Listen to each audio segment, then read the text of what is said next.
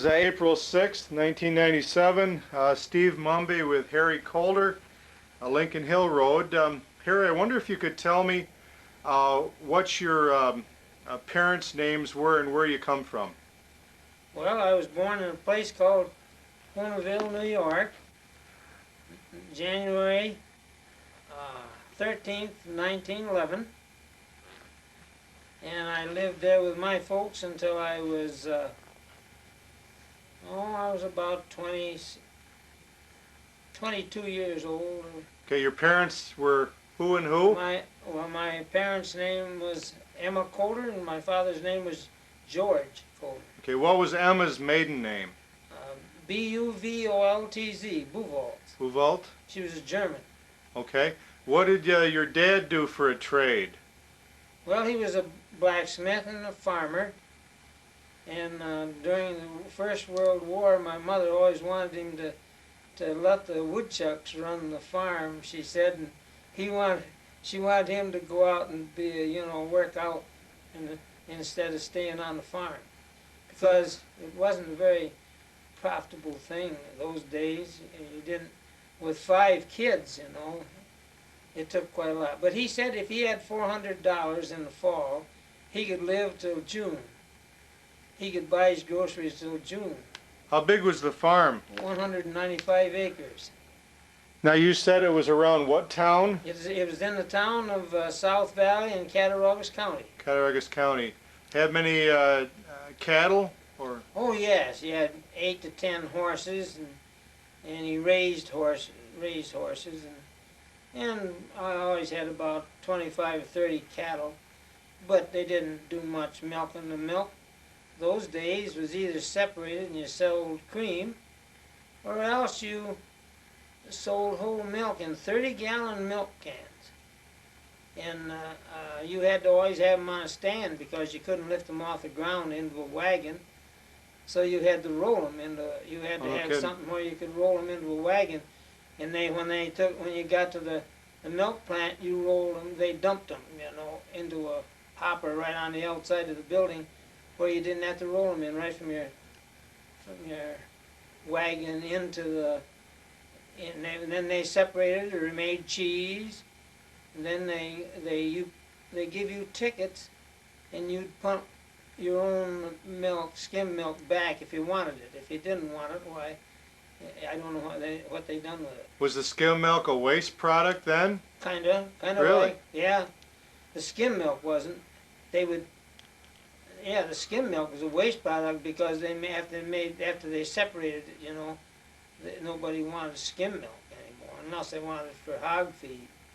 Huh. Yeah, but you could get butter back from the place, or cheese.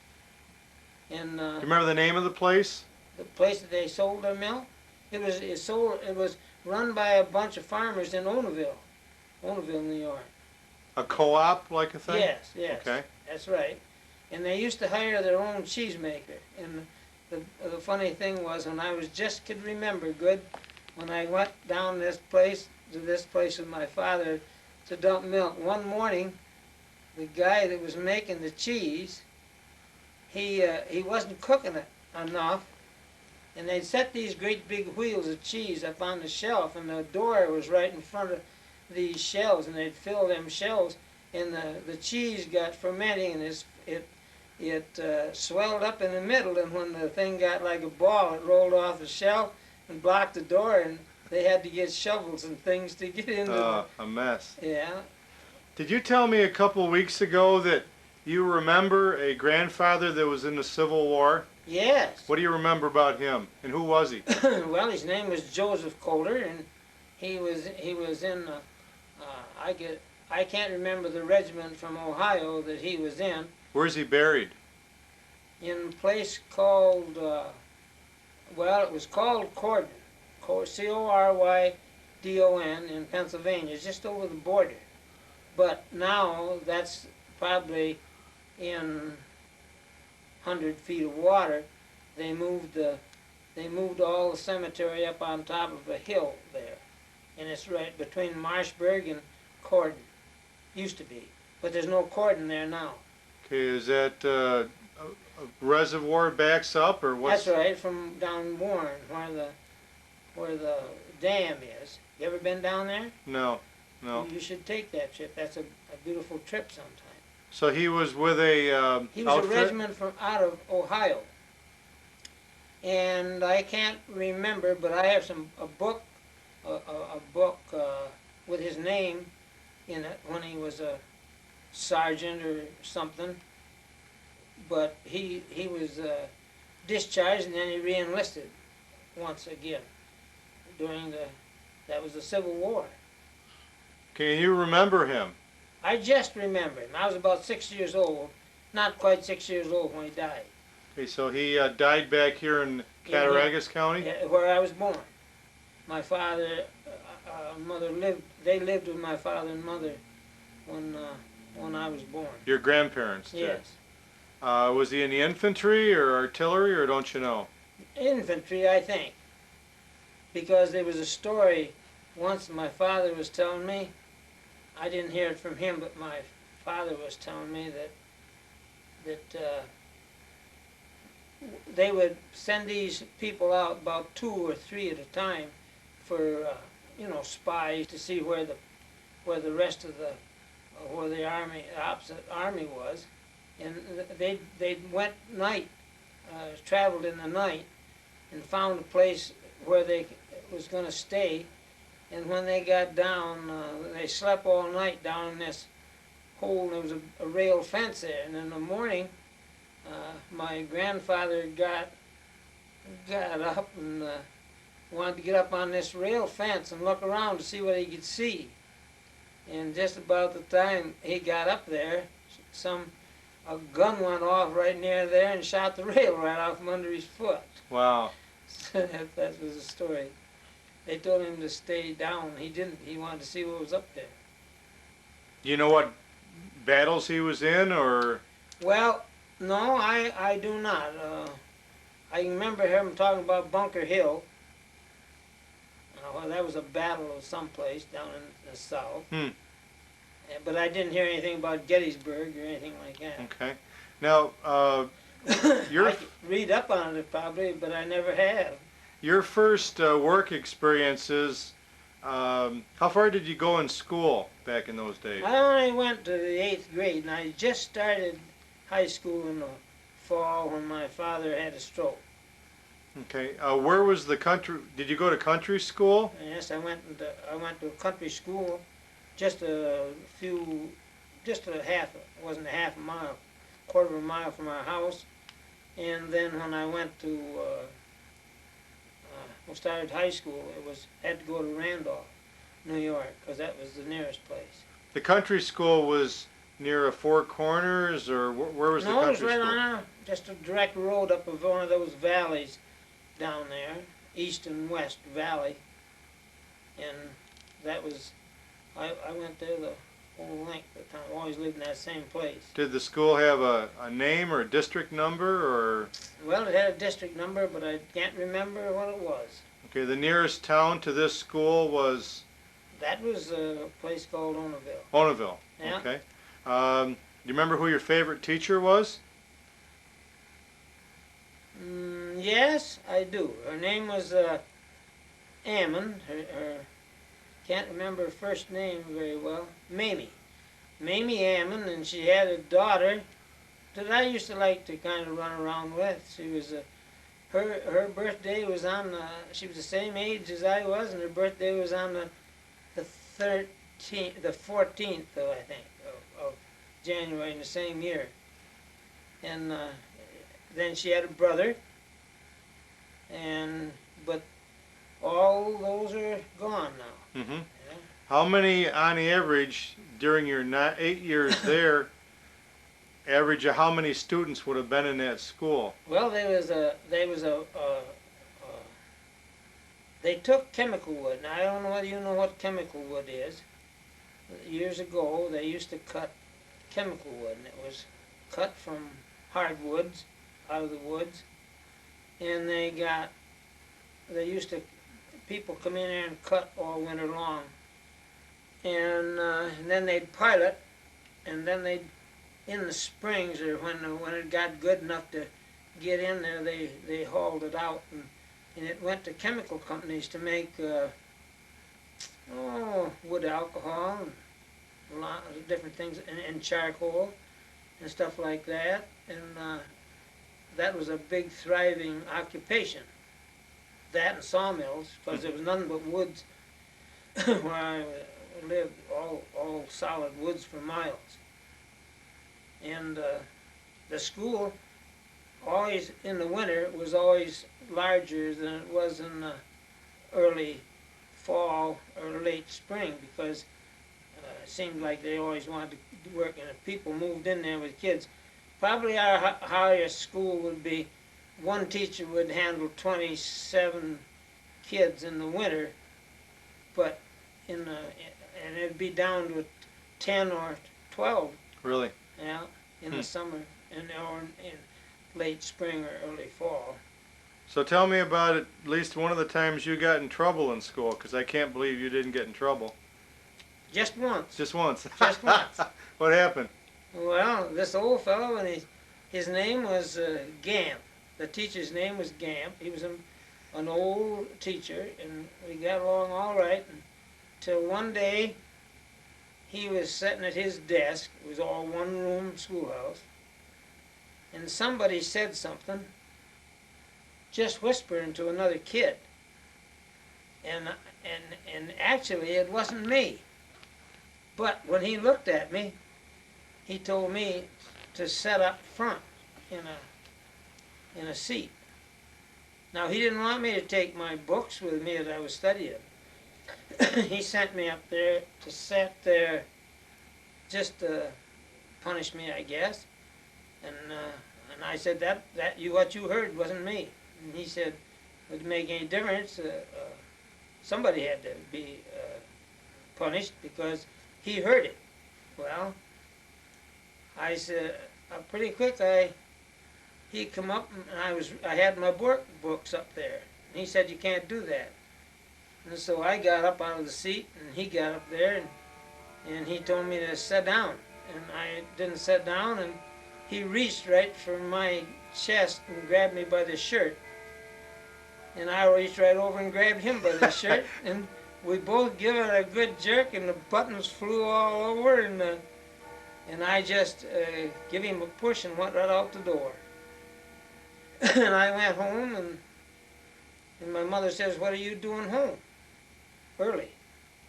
And I said, well, the teacher and I had a little squabble, and I just walked out. She says, well, what are you going to do? I said, I ain't going back there anymore. I guess I was probably, like 14. Uh-huh. And so she said, well, if you don't want to go back, I'll have to tell your father tonight when he comes. I don't know where he was. He wasn't home. She says, I'll have to tell your father, and you'll have to take it up with him. Well, I didn't want to have no chances of that. So the next morning she called me, says, you going to school? And I said, yep. She says, you go right back and apologize to him. And if he wants me to sew his buttons on his shirt, tell him to send his shirt home with you, and I'll fix it. Huh. And so I went back and apologized, and he said he'd sew his own buttons on his shirt. So never had no more trouble. And that was the only trouble I ever had in school that one time. Huh. But I went right back to school, and my father never said anything to me, and my mother never said anything more about it. Now, did you say you started in town on another grade as well, or was that? No, I stayed right there. It was just when I went to high school I started to go to Randolph. Okay. And while I was just about going there that time, let's see, my father had a stroke. How old a man when he had the stroke? He was only about 51. He had a stroke, and of course he went to the hospital in Jamestown, and in those days they didn't have much help for you. He went in the hospital. He was in about 2 or 3 months, and then he came home, and the next year, I know I was 16, 15, I went to work in the Allegheny State Park that summer, the next summer after that winter, and of course I was the only one making money because he couldn't go, and that was the only income we had outside of what little bit of milk and stuff we sold.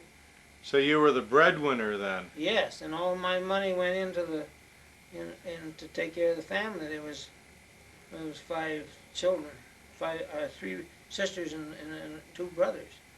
3 sisters and 2, there's total of 5 kids? Yeah, there was 6 kids with me, see, Okay. and my father and mother, and then when he was laid up, then I worked. And Did he recover from the stroke? yeah, he or? recovered and worked one summer. But he started working one summer, and it was August 20th, about the 20th. He had a stroke, another one, and he lived a week. And What year was that? That was 1928. 28. So Yeah. you were about 17 then? Yeah. Okay. And then after that, I worked and took care of all the family. Now you said you worked at the Allegheny State Park? I worked at the Allegheny State Park, but in the winters, you didn't work there all winter. You worked in the summer. They was busy all summer, and then in the winter, when they would shut down. And carpenters and rangers and people work on the roads sometimes, but the rest of the people didn't. The rangers just cut down to where they'd have 2 rangers. And I worked in the ranger department. They'd cut down just keep the older men on in winter. Okay. Then you went back in the spring again. But I worked, when I couldn't get there, I went down to Kinzu, which is underwater now, about 200 feet. And there was a hammer handle mill there. Handle factory where they made hammer handles of all kinds, and I worked there. Is that still, do you say that's underwater Oh now? yes, everything in Kinzu. There's no more Kinzu. It's all gone. It's underwater, and Corden is gone. There was other little towns down through there. It's all under, there's a couple 100 feet of water there. See, that thing comes from Warren, Pennsylvania, all the way back to Salamanca.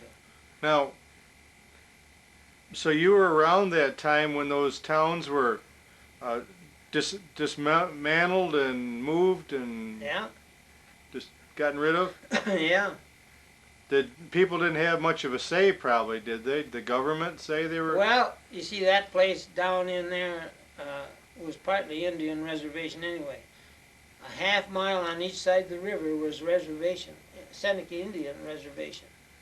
So that was easy to get because the Indians, all they had to do was promise them some money and they'd build them a little place. Now in Salamanca, after you get south of Salamanca, all that brush and woods up in there is filled with Indian town, little places to live, and they gave the Indians. They built the houses and gave it to them and gave them money, and so they all backed off the reservation and went in these little places because they had new houses. This reservoir was for water or electricity, or what was the reason? They wasn't supposed to build an electrical plant there. It was all for flood control. Oh. Down the river farther. Now this is what river? Allegheny. Allegheny. Mm-hmm. Okay. Allegheny River.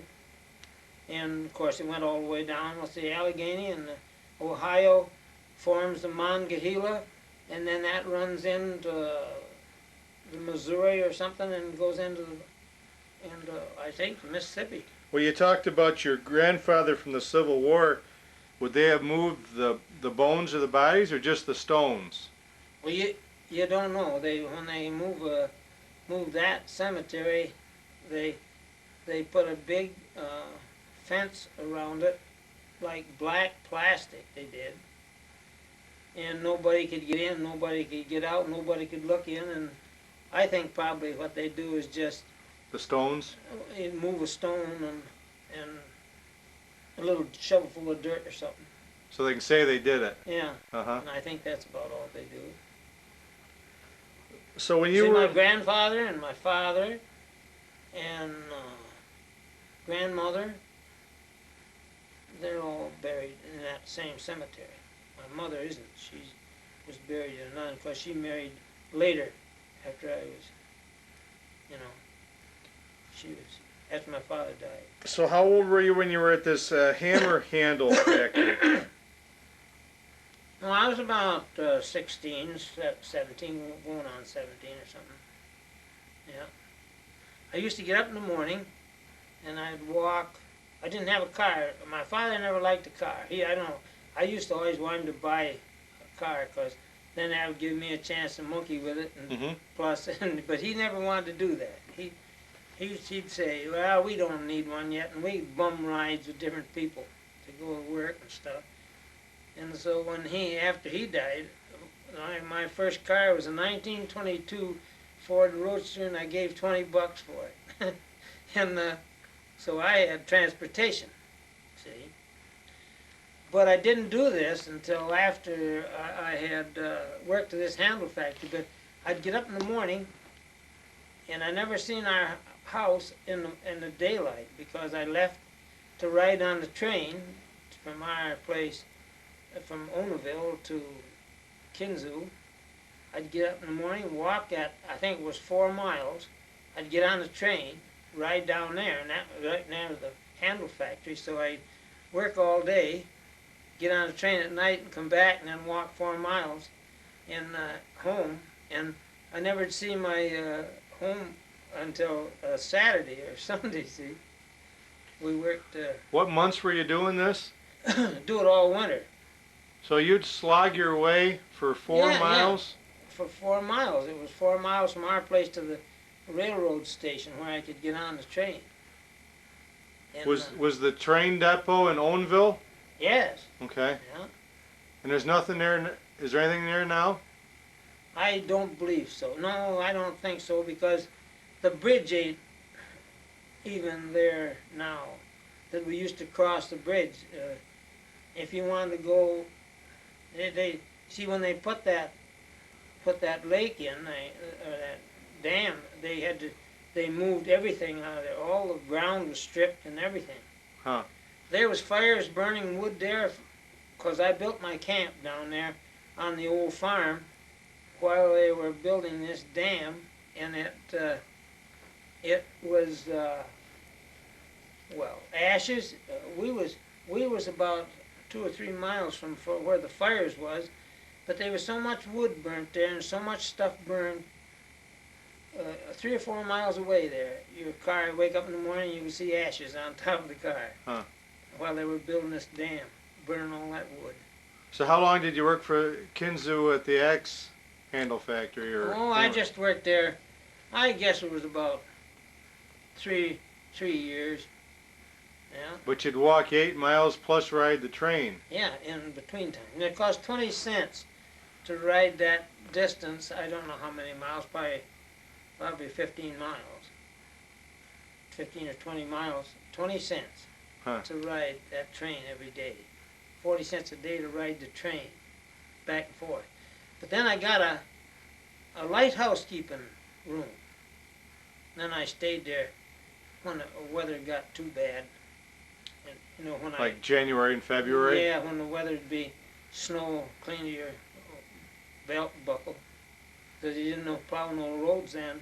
They even hauled, those days when they was hauling this chemical wood in the winter, instead of them pushing the snow out of the road, they pushed the snow into the road. Heck. And even hauled snow and put on the bridges because the bridges would thaw, see?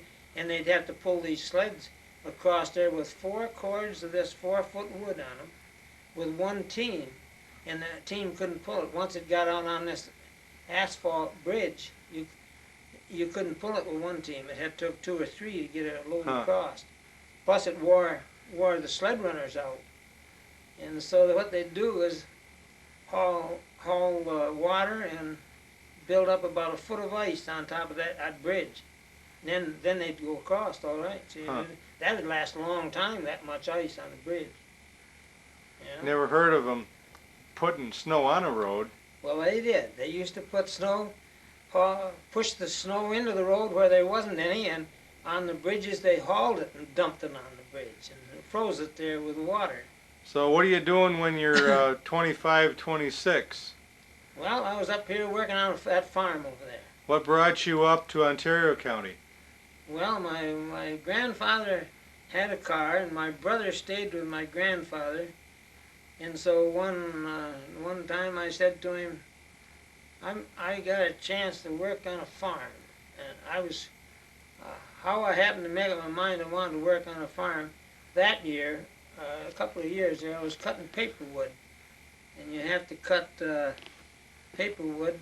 It's got to be 4 foot long, and what do you want, light on? No, I think we're okay. And you want to cut paper wood. Well, in the wintertime, what you were supposed to do was to girdle the trees the year before, and then the bark had all fell off. So then you just cut it up. They didn't want bark on it. You got $9 a cord for a cord of paper wood delivered in a car on the railroad. And only got $9 for that, and it took me a week to make $9 because I had to cut the wood, peel it, and pile it, and get somebody to haul it into which cost a couple dollars, so he wasn't getting too much for it. And then in that time, when that happened, you couldn't even get any money unless you needed a doctor. You had to take groceries. This guy had groceries and was buying the wood. So you worked for him. All these people who was working for him, he didn't have to spend a nickel, only just you was patronizing his store. Plus, of course, if you wanted a doctor, well, you got a couple of bucks, or $3. Didn't cost as much as it does nowadays. Mm. But then I come up here and worked. But how I got up here was my brother took my grandfather's car and brought me as far as Greggsville. You know where Greggsville is? Is that in Livingston County? Geneseo. Yeah. And this woman's brother lived over there, and after I found him, he brought me over here. And after he left me off there, I worked 12 years, or not quite 12, 10 years and 2 months there. This is over on Smith Road in the town of Hopewell? Yeah, on that brick house. And the people that lived there then their names was Moul. They had a how do you spell that? M-O-U-L. Moul. And her husband died the week before I went there to work, and in those days, she laid off a man, and the husband died, and she laid off a man. Now there was 3 people working, the husband and 2 men working on that farm, and when he died, she laid off a man, and I went in here in their place. So now there's only 2 of us. See? Then this guy drank a little bit. One night, he got into some cider, and him and I got in a fight, and well, after things was all over with, he wound up in the hospital because he got run over by a car, and so then I was the only man on the labor list then, say. Huh. And I worked there a year and 2 months, and then she sold out. And I got, from the 16th of January till the 1st of March, I got, that's a month and a half, and she paid me $15 in board and washing. What was the main product on the farm? Milk. Milk. But you know, it's a funny thing. Those days, everybody around here had cows, chickens. And now, how many does? Just a few. The Mennonites now. Yeah. And when with the last milk check that she got from Macedon, sending milk over there. That was as close as they sent it? Well, yeah, that was the only place she could send it. I don't know why, but I don't think it was just a cheese factory. I don't know what was over to Macedon. But the milk tested 2.9, and we got 69 cents a hundred. And a 10-gallon can weighs about 80 some pounds, don't When it? you say 2.9, is that butter fat Yes. content? Yeah, that's just about 3%? now you're buying 2% milk, and it's been separated, I guess, or Yeah. something. Huh. Yeah, 69 cents. Can you imagine that? Not very well, no. So what year would this have been when you got done there? Let's see, 30, 31, 32. About 32? Yeah. Right during the Depression then. Oh yes, yeah, it's bad. But after she sold out, Walt Henry, he was the man in town, around town here. I don't know whether you ever heard your father. Your father probably knew all about him because he sold gasoline and Ted Dewey worked for him, didn't he? could have been. I don't know. Okay. I don't. Did you know Gordon Lincoln? No. He worked for him. Gordon Lincoln did. He was related to these Lincolns that used to be around here. Well, there's one who lives on Ontario Street, his brother. But anyway, that wasn't very good. That wasn't very good money, you know. And so she made up her mind that she better quit farming. And so she had an auction, and Walt Henry bought out, and then I worked for him 10 years, right in the same place. To about the time of the war. Yeah, yeah. So you were still on the farm then during Pearl Harbor, Oh yes. when Pearl Harbor hit. Okay. I never tried to get away, but keep from being drafted, but for the war. But I was always on a farm, so I didn't have to do anything. Uh-huh. So up to that point. So in 1942 you would have been 31. Born in 11. Yeah. Okay. Then did you come over to Reed's Corners? I worked. No, I went over to. I worked for a guy over on Fresh Hour Road there. Just you went down the hill, and his name was Amaker. I worked for him a couple of years. Then I rented that farm over on the Gorham Road. Now, this Amaker on the Fresh Hour Road, where is that in relationship to Charlie Corn's business? Oh, it was up. It's just as you went down the hill, where you crossed the first bridge there on the right. I can't remember the name of the farm who used to have it, Okay. but it was he bought that right at the as you come down the hill, and you cross that little bridge right there. Know what you mean. That little house right there. Of course, the barns I guess burned and everything like that. I worked there 2 years. Okay, now you say a place on the Gorham Road? Yeah, I worked. I rented a farm on shares over there, and I made enough there to buy a farm. Which farm on the... Well, it was right at Granger Crossing. You know where that is? Yep. Okay. Carl Stell lived up by and I lived the next house down. Okay, so near Yahtzee and 245. Yeah, it was right there, Yahtzee Road, and then you turned toward Gorham, and it was a second house because there was a little tenant house lived right in the corner once. Okay. Yeah. I stayed there 5 years. Now, was there a siding where you could load a couple of cars there? Yes, yeah, Granger Crossing. How many... The railroad went across there, and there was a pickle house there. Block and Guggenheimer had a well, they did. pickle house there, yeah. How many cars would that siding have held? No, not very many. Just enough to load cabbage and stuff like that. Okay, like 4 or 5, something like that? Yeah, Granger Crossing. And they had they loaded, they used to load hay there. But I think they took the extra, about that time they took up some of the track there. They took away the siding at about that time. Now this pickle house, was that made out of stone or brick or No, wood? just a little old tin thing that's just to take they'd let these contracts out for raising cucumbers, and I used to raise about 1/4 of an acre every year, and it was a thing that You could pick them and take them there in baskets, and they weighed them and paid you right there. Okay. Made a good thing to buy your groceries with. Okay, so that for a couple of weeks in the year they'd be doing that? Yeah, they'd do it for quite a while. Yeah, Did they? yeah, they'd do it from pick cucumbers for quite a while. When you're on the farm there at Granger Crossing, how many times a day would a train go by?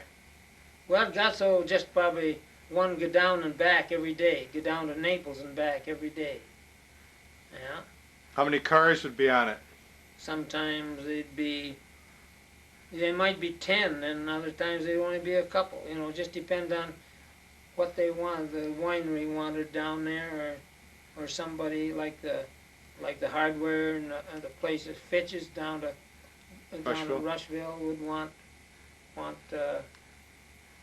whatever they fertilizer and stuff like that. How big was this farm there at Granger that you had? Oh, I was about 116 acres. And who'd you buy it from? I didn't buy it. On shares. I just worked on shares. Who were you on shares with? A woman by the name of Estella Pybus. Her and her husband's name was John Pybus, and he was a great, he was a big shot in the Standard Oil Company once. Yeah. Huh. They lived on Bristol Street. Are there any Pybuses still around? I don't think so. They only had one son, and I haven't never seen him since I got done farming over there. Yeah. Okay. So then you were there for 1 year? 5 years. 5 years, okay. And then I bought this place up here. On 247? Yeah. And just think, I only gave some around a little over $4,000 for that, and I think there's 100 and some acres there. Now this is 2 farms south of Reed's Corners on the west side. You got Frankish and then your place. Yeah. Okay. Who'd you buy it from? I bought it from a fellow named Rechtingwall in Geneva through that little guy that lived in Gorham. He was a real estate agent, but I can't I can't think of his first name. He sold property, and I just can't think of his first name, or I don't even know his last name. But he said, he was always a good friend of mine. He always used to come and talk with me about buying a farm. Then when he had this one for sale, I said, well, I don't know. I'd like to get out of farming, really, because it's a lot of hard work alone, you know.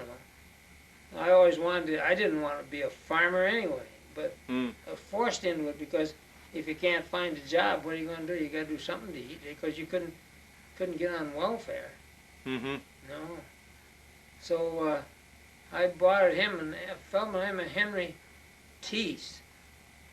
I think maybe that was his name. Yeah, I guess so. I don't know. But anyway, he was in there. But when you buy something like that, you know, so cheap, first you thought it was a lot of money for that many acres, but then it turns out to be, well, all of a sudden you're offered, I think I was offered $12,000 for it. How many years later? About 3 years. Really? Yeah. And so that was so attractive that I thought, holy cow, if this is going to do like this. So then the Blowers brothers come along, and they was going to buy it, but they didn't get in on time, and I sold it to Burgess for $14,000. So you bought it for 4 and sold it for 14. Yeah. That's great. So then I built my garage. Down on 247 and here 5 and 20. Yeah. When you had the farm on 247, how many cows did you have? I only had 10.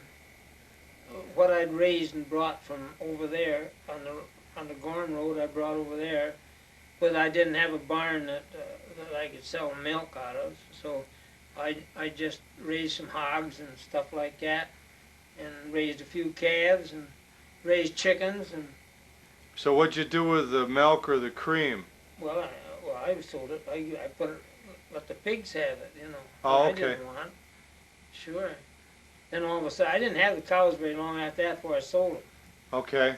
And then I got into the custom farming, you know. There was more money in that than standing there milking cows half the night. Tell me about working with Phil Freer and some of the other guys around. You mean when they were thrashing? Yeah. Yeah, well, I'd done a lot of that. Phil was quite a joker, wasn't he? I remember one time he was telling, we was thrashing someplace for Gilmore, I think, up here on the Reed's Corners Road.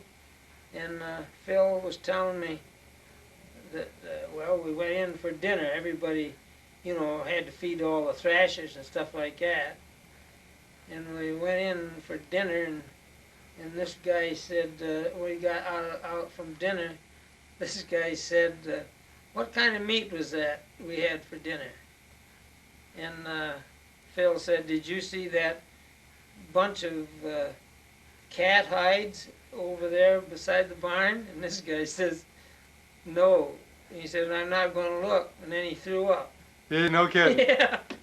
Thrashers ate pretty good, didn't they? Yeah, I always thought they did. I've eaten in every house around this part of the country. Yeah, used to get gasoline and fed, and that was pretty good wages. What you was. Now, didn't you say once that Phil Freer had a thrashing machine that he had old pie plates that would work Yeah, as... he used to belts would jump off. The belts would jump off these little sprockets, you know, and he'd keep monkeying, and all of a sudden he'd go and shut the thing down. The belt would jump off the feeder of the thrash machine. He'd walk all the way just as slow as he could and walk out and turn the tractor off, and when the machine stopped, he'd put the belt on, walk all the way back out, throw it in gear, and start the machine up again. He'd done that about 4 times. And somebody said, we'll never get done doing it like this. And Phil says, well, he said to the guy that he was thrashing, have you got any pie plates in the house? And he said, yeah, bring me out a couple. So he bring him out some pie plates, and he punched a hole in the middle, and he shoved it right down the shaft, right over up against the side of this pulley. Then he wired it on with some wire, and after that the belt did jump off, so he kept on thrashing. No kidding. Yeah. Now, he thrashed what crops, like beans and wheat? Yeah, they'd thrash. He could thrash beans and thrash wheat and rye and barley and oats. How many men or boys would it take to run a thrashing rig? Well, it just depends on whether you was hauling out of the field or whether you was pitching out of a mow in one of the barns. You know, they lots of times put the hay and all the grain in the barn on one side of the barn floor, and on the other side they'd turn the blower over in there, and you pitch out of one side and just blow it over in the other, and then they'd put the grain in the granary, you know, and that was kind of dusty. Which crop was the dustiest? Imagine oats. Oats are pretty bad to work with? Yeah, a lot of them fine things flying around. Well, didn't they have something called Thrasher's Lung, where you got Well, I dust wouldn't and... doubt it, because after I got into I had a bean thrasher, and I used to thrash beans all over the country, and just imagine you take a bunch of beans and put them on one side of the house or your barn, and then start thrashing in there and blowing the pods over either outdoors or over on the other side of the barn, and all that dirt and stuff. Was the pods for the cows to eat? Sheep, most generally. Sheep? They always wanted to feed the pods to sheep for some reason. Huh. Yeah. So if you were pitching from a mow Into the thrasher. how many It took people would about it take? 2 to 4 guys in a mow, depending on the size of the mow, to pitch it through the thing. Okay. And then, of course, the guy that owned the thing fed the machine. Then you had to have somebody taking care of the beans, Okay. and If they was building a stack outdoors, then they had to have a man on the stack. So you're looking at two pitching down, one feeding the thrasher, a guy pulling the beans away, and another guy pulling the chaff away? Well, Five making or a six? stack outdoors. Okay. Or even in the barn, it had to be kind of, because it would blow it all in one spot if you didn't. Now this was propelled by gasoline? Gasoline tractor would run it, most generally. Okay. Now you had your own thrashing rig? I had a bean thrasher. Bean thrasher. Yes, sir. I gave, I don't know, I think I gave $700 for it. Gosh, I run it about 10 years. Got 20 cents a bushel for thrashing beans. Okay, so sometimes you'd thrash during the fall, and other times you'd thrash through the winter? Yeah, some brought him out of the field and thrashed and blowed him in the barn. Others put him in the barn and made the stack outdoors. Some blew the pods in the barn. Just depends on what the farmer wanted to do, you know. That was probably pretty cold some of those winter days, wasn't it? Yeah, well, it never bothered, you know. If it was cold, the only thing was outdoors and the wind was the tractor. Oh, okay. Yeah, you know, they back the thing right in the barn if you had to. Of course, if it was snowing and stuff like that, you couldn't very well thrash beans outdoors, you know. What different towns around here did you thrash in? Did you go down like as far as Middlesex? Oh yes, I used to go. I used to go down farther. Let's see, where Emerson lived, down just before you went down the hill into Potter. That's about as far as I used to go thrashing. Maybe up on the Italy Valley Road a couple times, but I used to thrash all the way down through different places like that. Well, over toward Gorham, I've thrashed all the way up what was the other? I can't think of the guy's name there, on the side of that road that goes up by Sullivan's, where the house burned. Oh, Tile Yard and Kearney Road? Yeah, up through there. There was a Reestack lived over there. I used to thrash over in there. And Jim Sullivan's, I used to thrash there, beans. And for the Depews, Oh, okay. yeah. And bale hay was a big thing I used to do too. I could bale 1,000 bales of hay a day. Were these the wire bales? Yeah, 80 pounds. I could put about 80 pounds in them. And Al Henry, I done all of his baling. And George Wells, I'd bale for him. And I was on the big farmers. And I used to go all the way down to Middlesex. And that fellow by the name of Veneps, you remember him? Uh-huh. Used to bail on that farm up there. And way over back there, over Bayer, over on the next road where Bays live now. So the year you came up to 247 was 1942?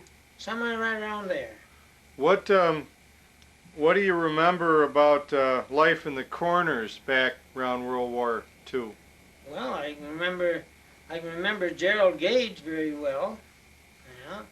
He used to have that old fairgrounds there, and I used to pick corn there. He used to raise some great crops there. And I used to thrash. I don't guess I didn't thrash much for beans for Gerald, but used to bale hay and straw. Well, didn't you say that you and Dee Dee once were supposed to do some work and Gerald didn't think you got along very fast? Well, when we Gerald run the mail route first before he'd come home, and I used to get there and I'd take care of the machine, get it all greased up, get ready to go in the afternoon, and sometimes Dee Dee would be supposed to have the wagons unloaded, and he wouldn't have, and I used to help him unload the wagons and get ready, so when Gerald come home he could start unloading them right in that big bin he put up. And Dee Dee, one day Gerald come home and he was kind of ugly because we didn't have both wagons all unloaded yet. And Dee Dee said to me, he said, I don't know what he expects. He said, because he said, that bin must hold at least 75 bushel. He said anybody, Gerald says anybody went to third grade held more than that.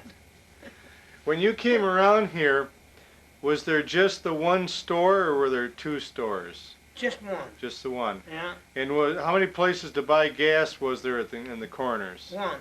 Just a one. store. Yeah. Now, was that Brela or before Brela? Brela was there when I knew it. Okay. No, let's see. Julian Harder was there too. I knew that because Arlene used to work for him sometimes. Julian Harder and Helen, and then they moved from there. And in fact, I helped move them up to Baptist Hill when they moved. Well, in 1942, the only buildings you'd have different than now would have been the Baptist Church and the Grange Hall and the store. Yeah. Was there any other? The in the corner there, the Grange Hall was there in the corner. Mm-hmm. Yeah, that was still there. Yeah. You remember any humorous stories from the old store? Ever any thing of humor? No, I don't think I don't remember too much about that. I remember, the only thing I remember is that Eisman used to live there in the house, and he owned the store. And everybody, every time that they have trouble, it was always somebody parked in his driveway. Oh, okay. Yeah, that was about the only thing I could remember. Yeah. Other than the VA patient that was shooting the gun off, do you remember any crime that went on out in Reed's Corners, to speak of any? I can't think of any. I cannot think of anything that ever happened in Reed's Corners just offhand that was too bad. No, I can't think of any. Okay.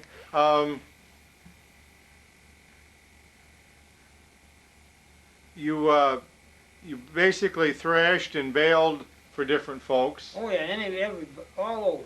Uh-huh. Lots of work over in Spangle Street and them places over in through there. I've been over that far too. Oh, the building that you built down at 247 and 5 and 20, what did you do there? Well, I built that just to house my equipment. That's to start with. And of course, as the years went by, I had about the first baler around here, see? And I had all the work I wanted to do. Then after a while, people got by, or farmers bought their own balers. Oh, okay.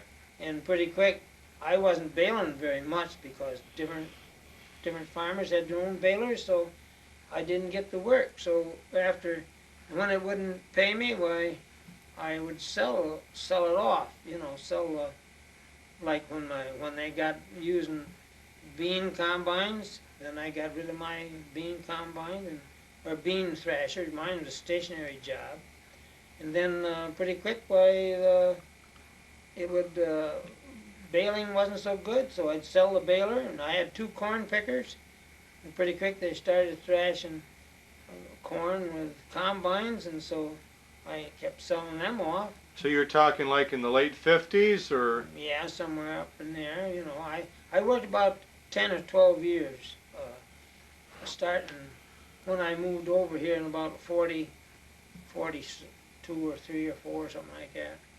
And then that's all I done. It wasn't so hard work as trying to milk cows and stuff like that. And the chickens would get sick. It was just about the time you got them laying good. They'd get that distemper of some kind, and they wouldn't be laying. And so to make things a little easier, well, you got rid of all that livestock and just took care of the cash crop. Yeah. So it was a good paying outfit as long as and then after I got rid of everything, well then I started. I bought a welder and cutting torches, and pretty quick I found out I was doing a lot of repair work. And pretty quick I kind of shifted over and went into the garage business. And now, what would you be working on Anything that people brought into I you? worked on pretty near anything. I What was the done majority of it? lots of mufflers and oil changes and tailpipes and exhaust systems, you know. And and there was a little humor in that exhaust system thing once. At 5 o'clock one night, I was just getting through, and I was kind of leaned up against the door, kind of resting, and a woman, I seen this car driveway and start coming down toward the garage door, and so when the woman drove right up near the door, there was nobody around, and my work I got pretty well caught up. I kind of felt good, and so right by the corner of the door, right around the corner, I had this great big pile of mufflers and tailpipes and stuff like that. And this woman drive up and she said, "Have you got a good used muffler?" And I turned right around to this pile, and there was one there that didn't have any tin on it, hardly all. You could look right in it and see the pipes come in there. And I picked it up and took it over to her car, and I said, "Is this used enough?" And she looked at it, and she never said a word. And she says, "How much?" First she said, "How much do you want for it?" I said, "About $2.50. And she just shut the window and backed right up and was talking to the other woman. And I could see her talking to this other woman when she went in the road. I suppose she didn't think much of the guy that was trying to sell her a muffler for $2.50 that you could look right straight through. I thought you were going to say she had an accident. You told a story once I thought was kind of colorful about you went in the pig business on shares. Well, now you see, a story like this has got to be told with a little humor in mind, because you see, if I started to talk about this person, I ain't going to mention too many names. Okay, you don't have to mention any names. No, see, because actually it is part of a relative, you know. Okay. You know how it was, Uh-huh. how it is now, you know. Well, anyway, this guy. You just call him Harry, this other guy. I'll call him Harry. Okay. Harry is dealing with Harry.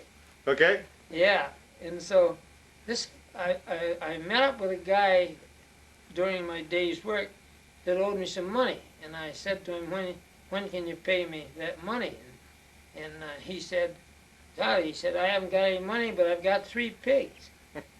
And he said, "You can have them 3 pigs for," I think it probably didn't owe me over $35. And he said, "You can have them 3 pigs if you want them." I said, "Yeah, if I can find a place to put them, I'll do that." So I said, I thought of this guy, this Harry, he had some chicken coops around there, and I said when I go home tonight, I'll check with him. And so I did, and he said that would be nice. And I says, "I'll furnish all the feed, and you've got a place here to keep them, so you keep them." So I said everything went fine, but he didn't watch the pigs, and one day they rooted under one of the fences and got out. And every time they'd get out, it didn't make any difference if I was 20 miles from here or anything, or even if he ran out of feed, he wouldn't go by a. Of course, I expected to furnish the feed, but he could have bought it. He wasn't doing anything anyway. He could have bought it, and I'd paid him. Mm-hmm. You know. Mm-hmm. Well, anyway, he would come and find me if I was 20 miles away, and he'd want me. Well, the pigs got out, and so I had to come all the way back. So you'd have to drop whatever you were doing. And get the pigs and help get them in. Well, it worked out this way, and this happened 2 or 3 times during the summer.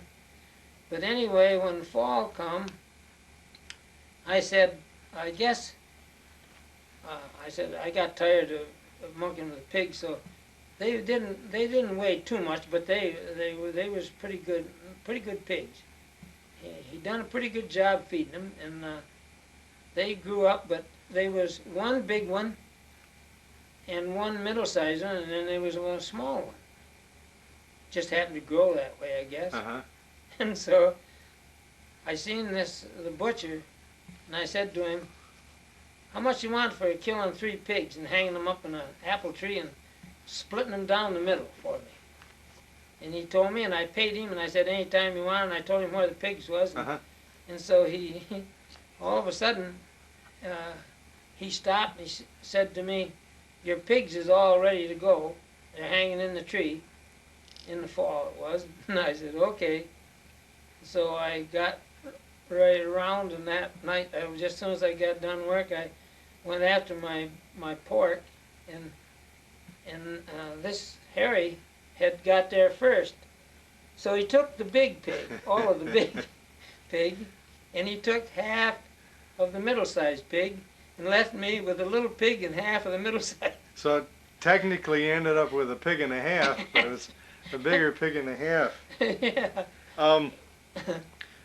From 1942 to now, what's the biggest change you've seen in agriculture here in eastern Ontario County? Oh, it's been quite a change, because it just seems like even when I moved here somewhere around 30 some years ago, when I built this house and moved here, this farm right here had cows, and they was raising corn right on this field back of this house, 12, 14 foot high, great big Really? corn, and they could get beans because they had a lot of cows, and they used to put all that manure on these fields, you know, and with fertilizer and that manure, the crops was good.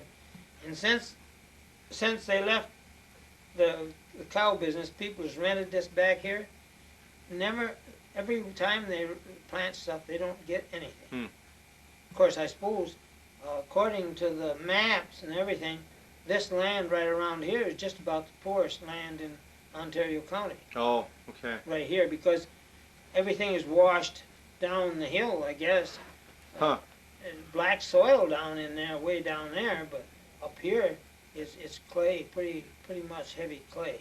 Raises good alfalfa back here too when that was going on, but without any cows and nobody can farm it back here, you know. They rented it from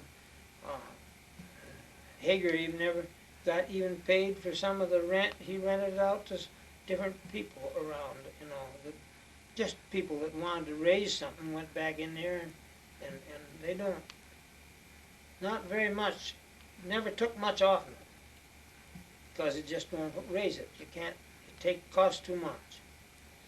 Well, just look at all the farmers that don't do anything with land nowadays. In fact, there's ads in the paper that you have to turn it on over there. Okay. Might be getting a little dark. There's ads in the papers of a woman up on 332 that's give you land if the farmer will take care of it. Keep the weeds keep down. the weeds down. Mhm. Yeah. When you were working around here in the 50s, who impressed you as a couple of the better farmers, and as far as their crops and? Well, Depew's was good farmers. Jim and Clayton Depew, they always had good. They was good farmers. George Wells was a good farmer.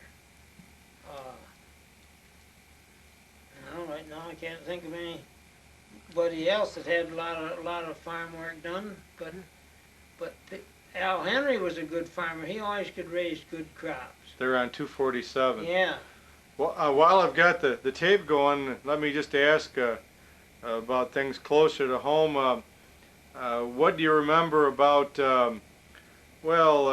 Charlie or Fred Road, or Charles or Howard Mumby, or Bill Henry, some of the people that I'm related to? Yeah, well. The Bighams, any of the folks that I just mentioned. Well, I've done a lot of work for a lot of the people that you mentioned there. I never done much for your grandfather or your father. I guess they had their own tools or done something. I don't believe I ever worked for them. How about for Ray Bigham? Did you do any work for Ray? Yes, I used to bale hay for Ray, and I used to pick corn, and I used to saw wood. I had a wood, I had a thing went on my tractor, and I used to go around buzzing wood when I didn't have anything else to do. Should you be making fence posts or just No, cutting just firewood? cutting wood, firewood. And Ray used to pile up big piles of wood that he picked up around, and I used to, but that's about all I used to do for them. How about for Charlie or Fred Rowe? Never done anything for them. Never worked for them even. Or Haber or Grover or Jim Rote? Did you do any work for them? No, I never. As one thing, I don't know why. It just didn't ever. I don't know whether they got somebody else or whether they done it kind of like maybe baled it with a stationary baler or something if they had any hay. Oh. I don't know. But I never happened to work for the Rotes or anything. Not even picking corn, I don't believe. I can't remember any anyway. If the economy had been better back in the Depression, what line of work would you have liked to have gone into? Well, I think probably I would have. I always thought that later years when I was younger, I liked to work outdoors. I always liked it, but after I find out, if I could have got into the machine business, machine business, I'm talking about not selling machinery. I'm talking about working in places where you could run lathes and mills and planers and drill presses. And You would have liked that. yeah, I think so. Then again, when you stop to think about it, a lot of people that work at that kind of a trade, they're more prone for not. It's you're sitting around a lot. You're not working. I ain't sure, but what maybe working on a farm keeps you pretty well. You know. Well, you're out in the air and it makes you rugged, don't it? Seems to be. You see, you was raised on a farm. You're good and rugged. Yeah, I didn't do too much work though. Dick Turner told me about a interesting contraption you came up with. Can you tell me a little bit about that? Something for an It was an old Model T Ford. Yeah, what did you do there? Well, years ago, the dirt roads was they didn't have many paved roads, and especially where I lived down in the southern tier there, that was a mud road, a gravel road, and in the spring with all the traffic on it, I've seen the time when two cars is coming down the road and they're both in the same rut, and you can't pass that way, and you turn the wheels and you can't get out of that rut because it just don't it don't come out, it just slides. So a lot of people used to carry shovels, and when they'd want to get, if they happened to get in the rut and couldn't get out, and you come together, well, then you got to do something. So you shovel a hole in the side of the rut so your wheel will follow out. Well, when you get out, you can pass by keeping that car over to that side and that one there and stay inside the rut. But if you're in the rut, you can't get by, see. So that wears, it used to wear the knuckles of the steering columns out, see, because it's dragging right just about into the sand and gravel. And then you're steering, and there was no way of oiling. These old-time Fords never had oilers on these here sockets with a ball joint, a socket, and it would wear them right out, and then pretty quick your thing was so loose. And my father, he was he was a blacksmith, and he could shoe horses and weld iron with just sand and weld a chain link or something like that with sand and having it red hot, hitting it and it's sealed together. And